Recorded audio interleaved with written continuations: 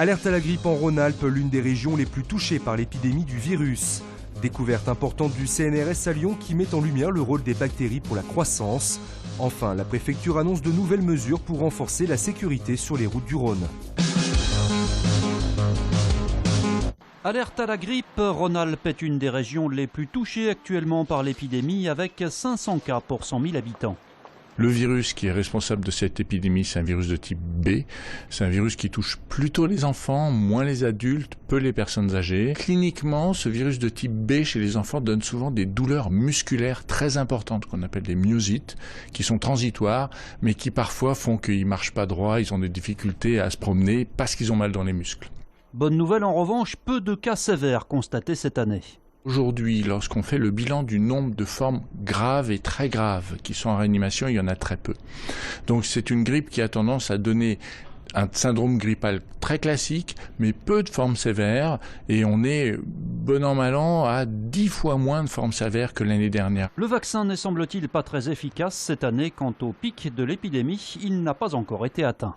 On va voir un petit peu ce qui se passe avec le début des vacances scolaires qui a souvent tendance à stopper les épidémies de grippe. Pour l'instant, on est toujours avec plus de cas que la semaine dernière, donc on est encore en phase d'augmentation, ce qui signifie qu'a priori, on est encore pour une période épidémique de grippe encore pour 4 à 5 semaines.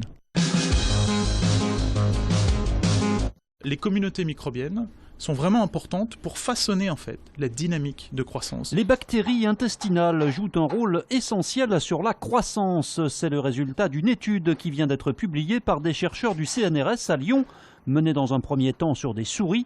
À gauche, celles qui possèdent ce microbiote intestinal, à droite, celles qui en est dépourvues. Vous avez une différence de taille entre des souris qui ont ces bactéries de l'intestin ou qui ne les ont pas, d'à peu près 4-5%. 4-5% c'est quoi? C'est 6-8 cm pour un organisme adulte, comme l'humain.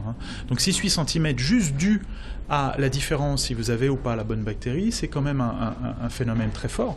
Les résultats de cette étude ouvrent des perspectives pour lutter contre les effets de la sous-nutrition chez l'enfant.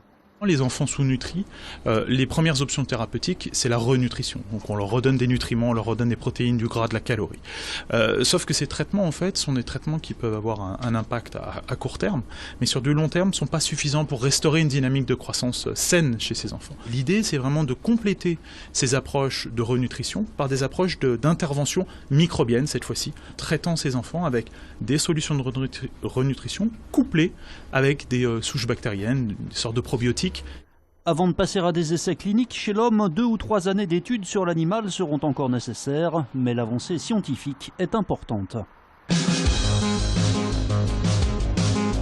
Nouveau rebondissement dans l'affaire du prêtre pédophile qui ébranle le diocèse. Selon un témoignage recueilli sur RMC, le père Prénat aurait peut-être continué à sévir en 2003 alors qu'il avait été muté à Cours-la-Ville où il donnait des cours de catéchisme.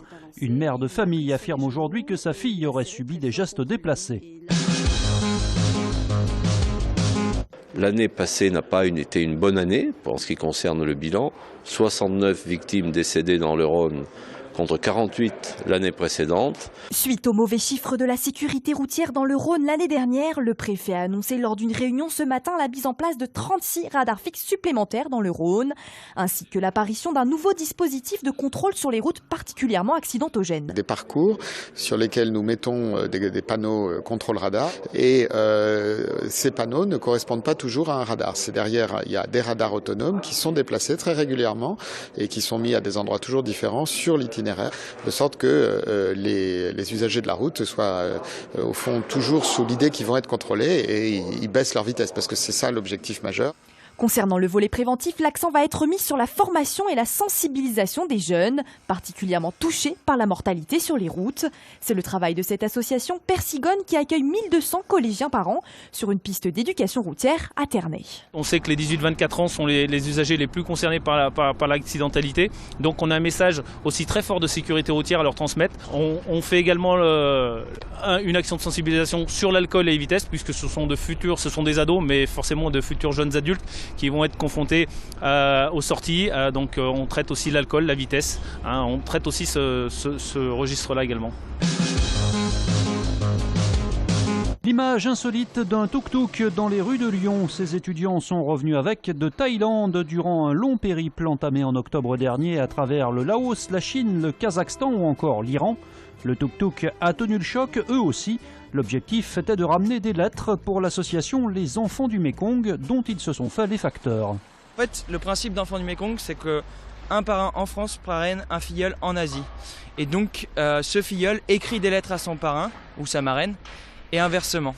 Donc ça crée une vraie relation où on peut s'échanger des informations et construire quelque chose ensemble. Le parrainage est aussi financier. Moyennant 24 € par mois, le parrain finance les études d'un enfant sur place. Sur ces 24 €, il y a 18 € qui arrivent en Asie et qui sont donnés aux filleuls selon les besoins. Donc soit pour payer des cours supplémentaires, on peut aussi payer l'uniforme en début d'année, des fournitures scolaires et éventuellement dans les mois difficiles pour les familles, parfois on paye aussi quelques sacs de riz.